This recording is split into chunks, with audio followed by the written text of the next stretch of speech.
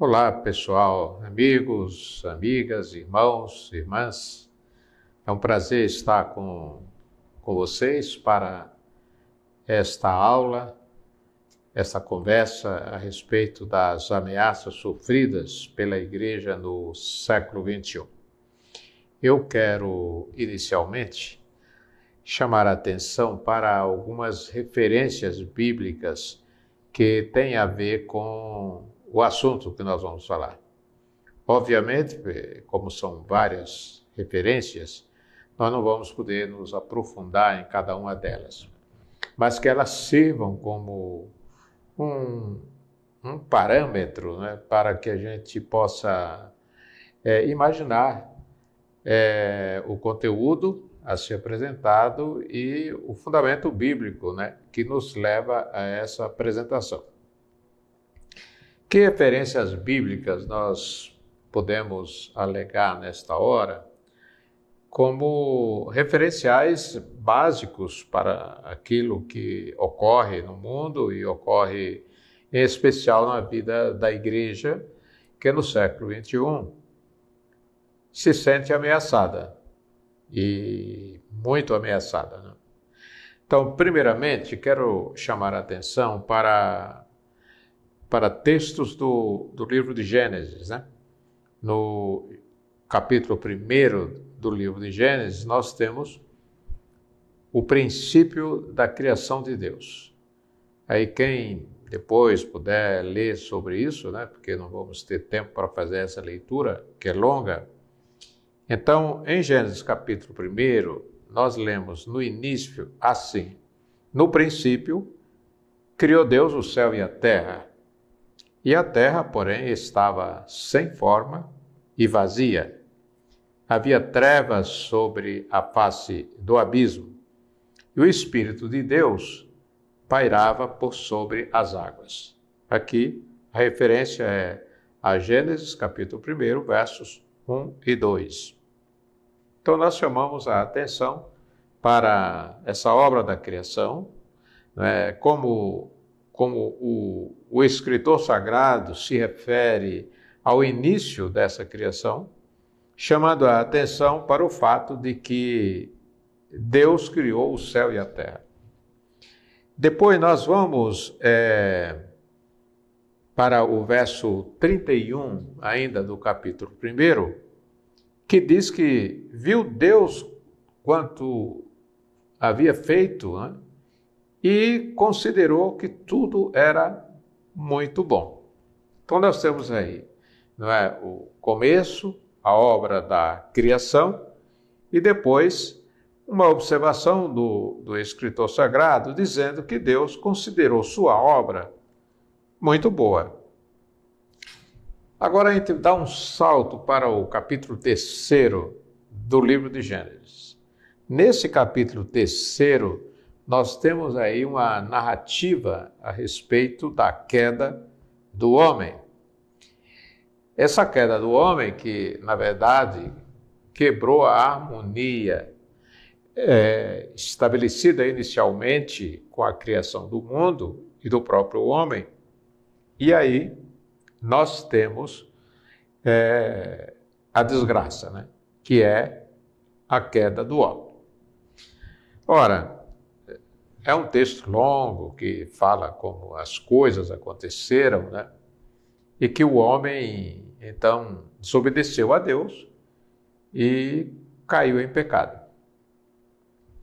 Quero chamar a atenção da contribuição de um teólogo, né?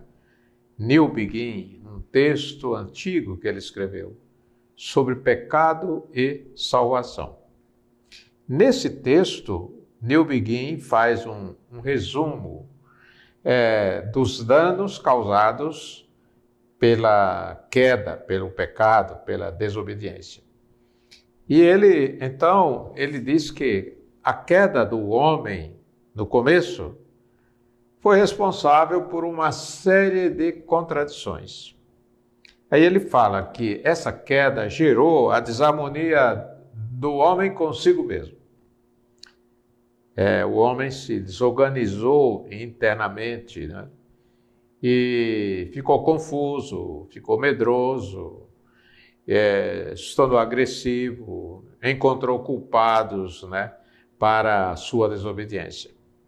A outra coisa que Newbigin faz referência é que a desobediência humana também causou a desarmonia do ser humano com Deus, né? Era tudo antes harmonioso, tranquilo, e agora, com a queda, o homem teve medo de Deus e tentou esconder-se de Deus, né? Uma tentativa em vão, porque ninguém consegue se esconder de Deus. A terceira coisa que Newbigin faz referência é que a queda humana causou a desarmonia do indivíduo, né, de Adão com o próximo, que no caso é a Eva, que era a sua mulher, né? Então, quando Deus o procura, dizendo, onde estás? Ele diz, pois é, a mulher que tu me deste me enganou, né? Ela me convenceu a pecar. Em síntese, é isso aí. Então, causou uma desarmonia que vai do ser humano com o seu próximo, que também inclui nessa desarmonia a presença de Deus em sua vida, porque agora ele quebrou o relacionamento, que era harmonioso, e se tornou então uma pessoa medrosa. E finalmente, Newbigin faz referência à desarmonia do ser humano com a natureza. Então, a partir desse momento da queda, a natureza lhe pareceu hostil, adversária. As coisas agora são para ele complicadas, né? Como viver na natureza, um ser da natureza, e agora saído da natureza, e como diz um autor do século passado, o homem com isso, ele entra em estado de danação. Então essa é uma síntese, né, que o Newbigin faz em relação ao problema da queda, da desobediência do ser humano.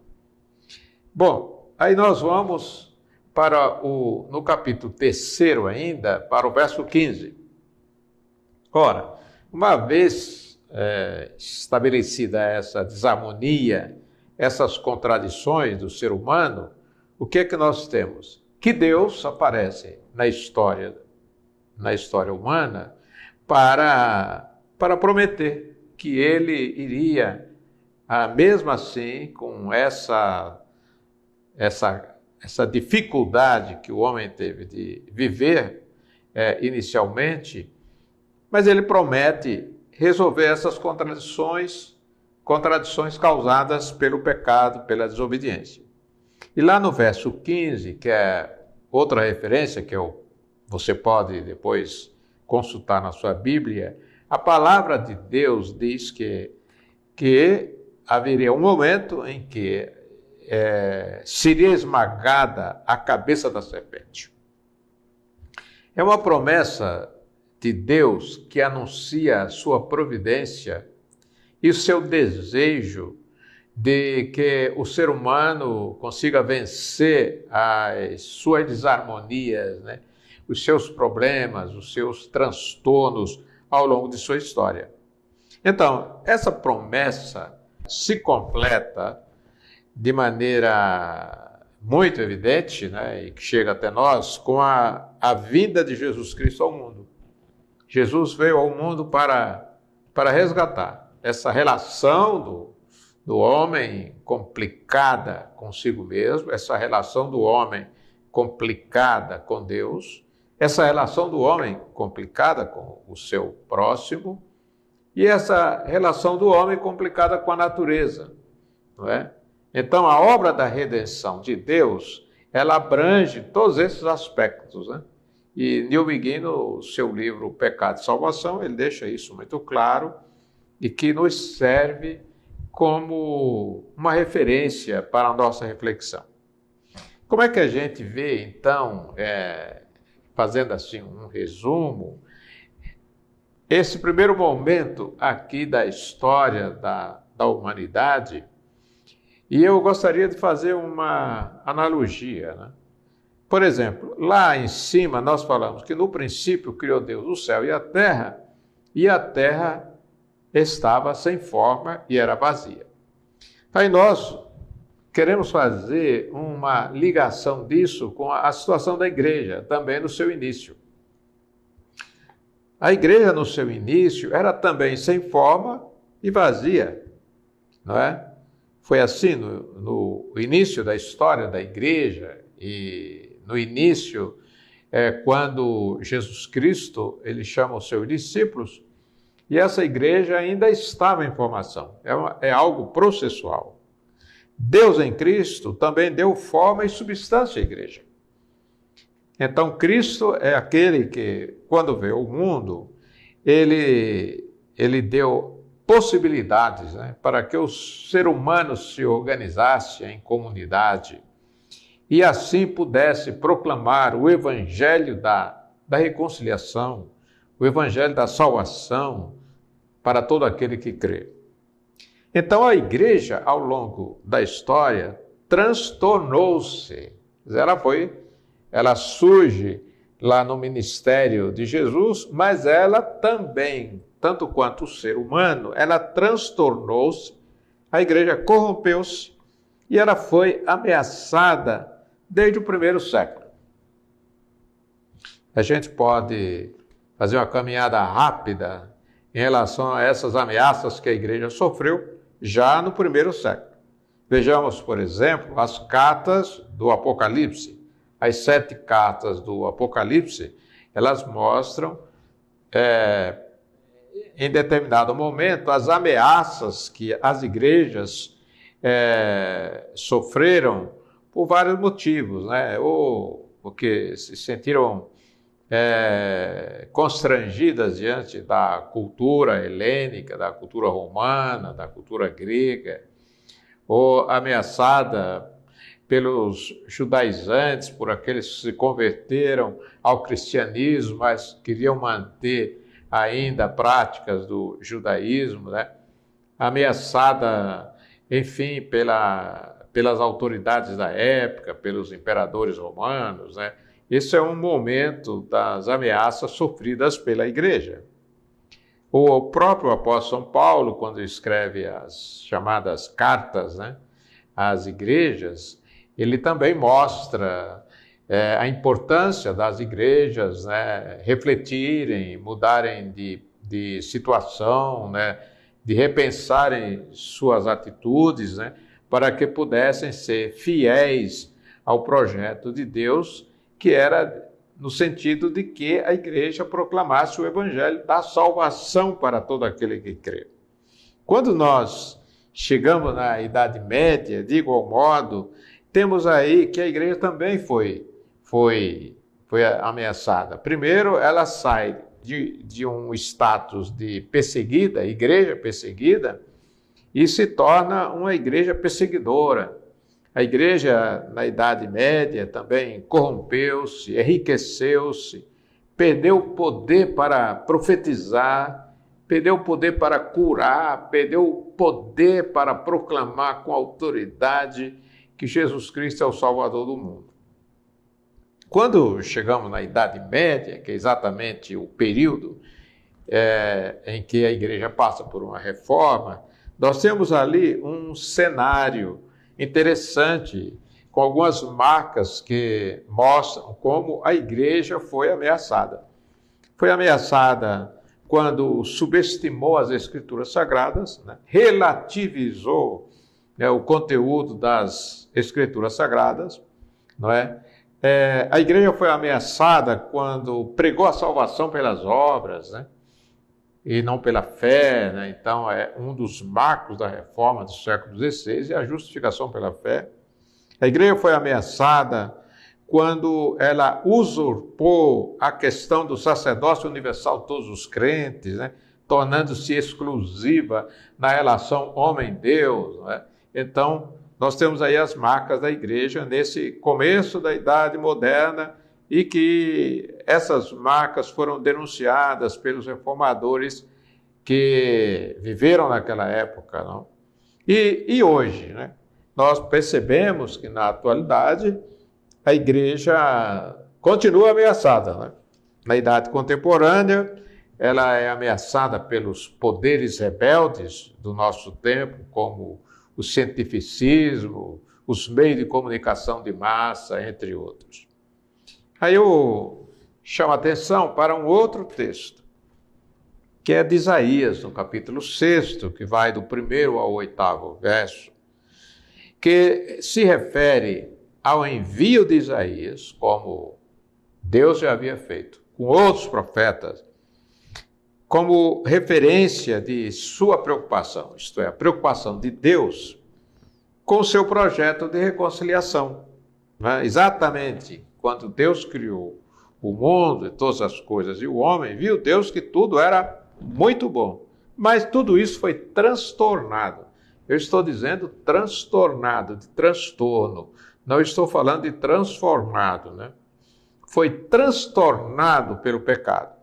Então, aqui o profeta Isaías, no capítulo 6, do verso 1 ao 8º, ele narra a sua experiência quando viu a glória e a santidade de Deus e, ao mesmo tempo, ele se sentiu perdoado, né? Porque os seus lábios foram purificados e enviados, né, para a realização da obra de Deus no mundo. Bom, depois a gente termina aqui, eu faço outra referência. Aí eu não vou particularizar qual dos evangelhos, mas nos evangelhos, Deus se revela através de Cristo para a redenção da humanidade e, ao mesmo tempo, mostrar qual é o projeto divino para a realização dessa reconciliação do ser humano consigo mesmo, do ser humano com Deus, do ser humano com o próximo e do ser humano com a natureza, né? Conforme as indicações de Neil Begin lá atrás. Aí vem a questão, que mundo é este que nos ameaça como igreja no século XXI? Um mundo de rápidas e profundas transformações sociais. É quase que chover no molhado fazer essa referência, mas é um mundo de rápidas e profundas transformações sociais. Este mundo de rápidas e profundas transformações sociais e que nos induz ao pragmatismo, né, na busca de resultados imediatos, quer dizer, o que vale é o que dá resultados imediatos, né? O que vale é o que é útil. Então, esse mundo, ele é movido por conexões ocultas. Eu estou me referindo às conexões ocultas baseado num texto de Capra, que escreveu isso no ano 2000 e alguma coisa aí, 2020 e alguma coisa, não lembro bem a data, e ele fala das conexões ocultas como redes que nos ligam a certos fenômenos, por exemplo, fenômenos biológicos, fenômenos psicológicos, fenômenos da vida moral, fenômenos que ocorrem na vida espiritual, e também ele se refere a regras, valores internalizados que ocorrem em nossa vida interior. Esses fenômenos, essas regras e esses valores nos relacionam ou nos levam a uma relação conosco mesmo, muitas vezes doentia, e a uma relação também doentia com outras pessoas. Mas não é só coisas ruins que ocorrem com esses fenômenos em conexões ocultas, internas, né? Mas também tem a ver com organizações, né? Com segmentos sociais que muitas vezes estão aí e a gente fica perguntando, mas como surgiu isso? Como apareceu isso? De onde vem isso? Né? Às vezes coisas muito boas, mas muitas vezes também coisas muito ruins, né?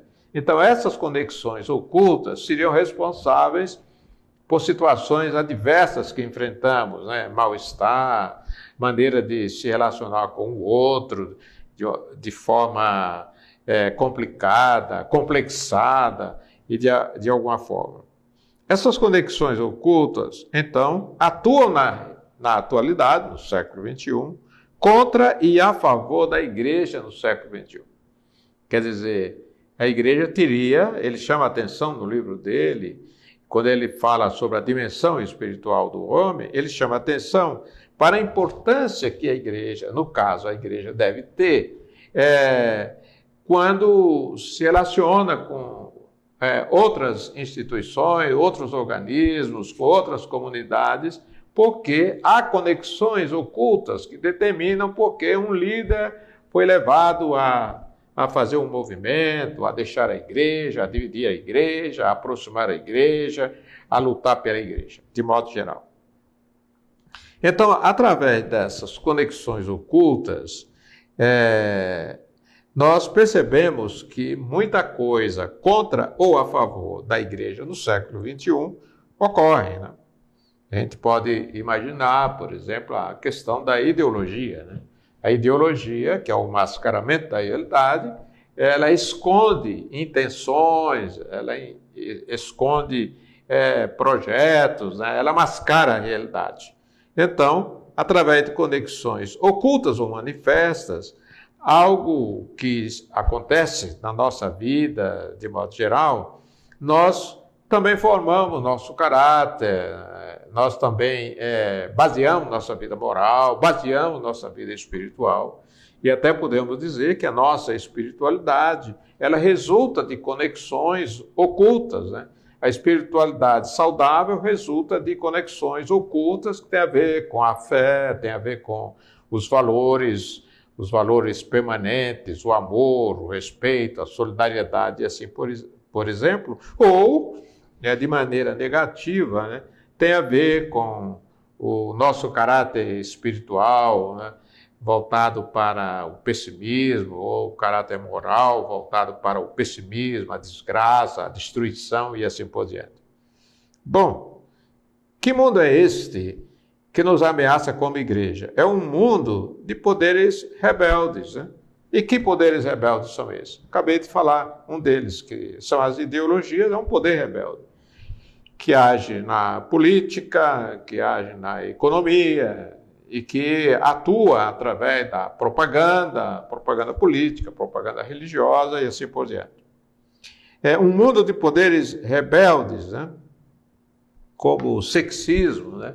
O sexismo tem a ver com preconceitos e discriminações baseadas no sexo, a má utilização do sexo, né? A consciência de que o sexo pode gerar uma felicidade, ainda que passageira, mas que seria importante, né? Na verdade, é preciso repensar isso, e que tem sido um dos problemas da igreja hoje, lidar com a sexualidade, e dentro desse tema sexualidade, avaliar aquilo que o sexismo faz, induz as pessoas a fazerem isto ou deixarem de fazer aquilo, né? Quando a gente fala de poderes rebeldes e se refere, por exemplo, aos meios de comunicação de massa, estamos falando, né, da influência dos jornais, do rádio, da televisão, da internet, da mídia em geral, não é? E que tem feito a diferença na sociedade, tem convencido pessoas, tem idiotizado outras pessoas, não? Tem impedido que as pessoas pensem com a sua cabeça, muitas vezes, né? Há muita gente que não pensa mais com a sua cabeça, né? Pensa com a cabeça do jornal A, da empresa de comunicação B e assim por diante, né? Um mundo de falsos profetas, né? Que é uma ameaça, né? Falsos profetas e falsos conceitos na sociedade que nós estamos, né? Então, quando a gente fala de falsos profetas que pregam, por exemplo, um amor de consumo, né? Um amor leviano, um amor transitório, um amor sem base, um amor superficial, né? Somos hoje ameaçados como igreja por esse tipo de amor. Somos ameaçados por um tipo de felicidade que prega a a validade, a importância de valores efêmeros, né, como o luxo, a beleza, né, como outros valores efêmeros que estão aí, a fama, a posição social. Né? Isso ameaça a igreja. Né? Conceitos falsos de felicidade que são disseminados, isso ameaça a igreja, né? No século XXI. E ameaça bastante, porque são acompanhados da ajuda, por exemplo, dos meios de comunicação de massa. E aí nós temos coisas como falsos conceitos de paz, falsos conceitos de salvação pelas obras, pelo conhecimento, sem Cristo, né? E aí vamos à igreja que temos, então. O que é a igreja que temos? A igreja que temos, diante dessas ameaças, né, do ponto de vista bíblico, nós temos uma igreja que é impotente, né? Ela é impotente para lidar com os conflitos, ela revela-se sem poder para ações concretas, né? Não consegue ver a glória e a santidade de Deus, conforme Isaías fala lá no capítulo 6, né? É uma igreja que perdeu o poder para dizer, não tenho prata nem ouro, mas o que tenho isso te dou. É uma igreja que não fala em cura, é uma igreja que não fala mais em ressurreição, né? É uma igreja que prega muitas vezes um evangelho também pragmático, né?